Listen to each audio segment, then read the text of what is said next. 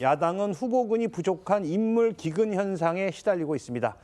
이에 이정현 공천관리위원장은 이 의원들과 직접 개별 접촉을 하며 후보 경선에 나서달라고 설득을 하고 있는 것으로 전해지는데요. 하지만 그럼에도 어제까지 중앙선거관리위원회에 등록된 국민의힘 예비 후보자 수는 민주당의 절반 수준에 그쳤습니다.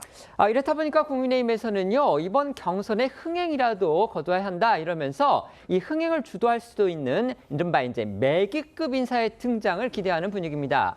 최근 부산시장 후보로 급부상하고 있는 초선의 주진우 의원에 더해서 어제는 윤희숙 전 의원이 국민의힘에서는 처음으로 서울시장 출마를 공식 선언했습니다. 과연 윤 전 의원 서울시장 후보의 경선판을 흔들 매기가 될지 주목되고 있습니다. 네, 말씀하신 대로 한국개발연구원 출신인 윤희숙 전 혁신위원장이 국민의힘에선 처음으로 어제 서울시장 출마를 공식 선언했습니다. 사실상 5선 준비 중인 오세훈 서울시장에게 가장 먼저 도전장을 내민 건데요. 윤 전 위원장은 어제 출마 선언에서 경제와 변화를 강조를 했고 이 지도부의 저력 문제를 정면으로 거론을 하면서 단호히 결단을 내릴 때라고 목소리를 높였습니다. 또 이 오세훈 시장에 대해서는 부동산에 대한 식견, 철학이 없다라고 날을 세웠는데요. 국민의힘 공천관리위원회는 서울시장 경선을 예능 프로그램인 이 복면가왕 방식으로 진행하는 방안을 검토하는 한편 비현역 후보들끼리 토너먼트 형식으로 먼저 경쟁을 한 뒤에 이 최후 승자를 현역인 이 오세훈 서울시장과 1대1로 맞붙게 한다는 그런 구상도 하고 있는 것으로 전해집니다. 국민의힘의 서울시장 후보 경선, 아직까지 출마를 공식화한 사람은 윤희숙 전 의원뿐입니다. 하지만 당 안팎에서는요, 오세훈 현 서울시장에 더해서 나경원, 안철수, 신동욱 의원까지 거론이 됩니다. 이들이 실제 경선에 뛰어들 경우에는 말 그대로 미니 대선 경선급이 될 수도 있다. 이런 기대 섞인 전망이 국민의힘 안팎에서 나오고 있다고 합니다. 네, 국민의힘에선 서울시장 경선에 대선 주자급 중진 의원 차출론이 나오고 있습니다. 관련해 어제 이정현 공관위원장은 자신의 SNS에 국민은 새 얼굴을 원한다며 미래의 지도자들은 어려운 전장에 서달라는 글을 올리기도 했는데요. 이에 대해 한 공관위 관계자는 채널A에 미래 지도자는 오세훈, 나경원, 안철수라며 당이 어려운 상황인 만큼 이번 지방선거에서 가장 중요한 서울시장 경선을 미니 대선급으로 치러야 할 것이라고 말한 것으로도 전해졌습니다. 하지만 후보군으로 거론되는 인물들은 모두 고심이 깊은 것으로 보입니다. 채널A에 따르면 나경원 의원은 고심 중이라는 짧은 입장을 밝힌 것으로 전해졌고요. 또 수석 최고위원인 신동욱 의원도 막판 고심을 거듭하고 있는 것으로 전해지고 있습니다. 정치권에서는 국민의힘의 이런 구인난이 장동혁 지도부의 노선과 무관치 않다는 지적이 나오고 있습니다.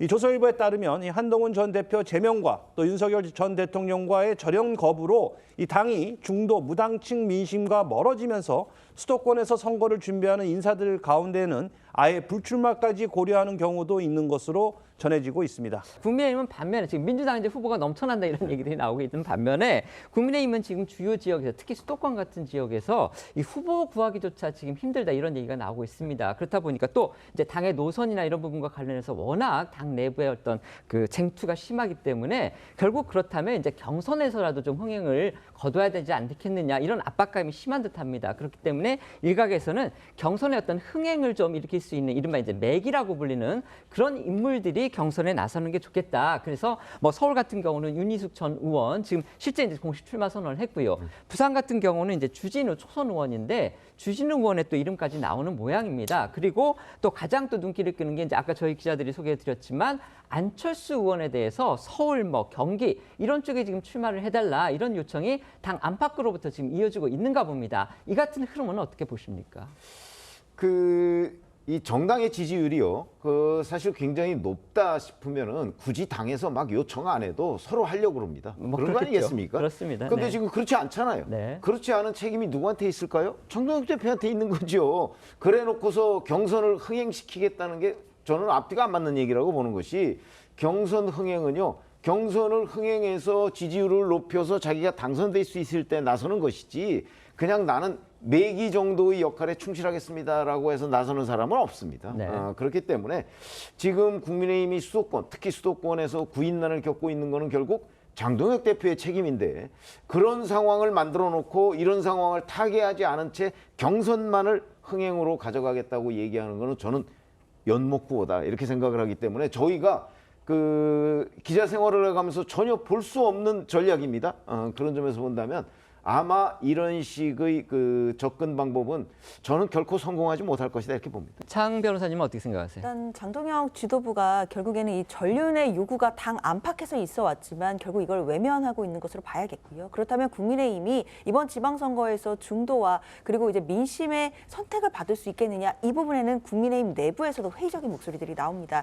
그렇기 때문에 경선에 참여하려고 하는 주자들이 지금 좀 구인난을 겪을 수밖에 없는 상황으로 보이는데요. 이런 상황에서 사실 뭐 서울 뭐 경선에서의 대선 주자급의 어떤 경선 흥행을 바라는 것은 국민의힘으로서는 뭐 바랄 수는 있겠지만 현실적으로 좀 달성하기 어려운 목표가 아닌가라는 생각이 들고요. 그렇기 때문에 지금으로서는 조금 더 국민들께 다가갈 수 있는 진전성 있는 모습을 보여드리고 또 국민들 앞에서 반성하고 또 쇄신하는 모습 이걸 먼저 보여드려야 되는 것 아닌가라는 생각이 듭니다.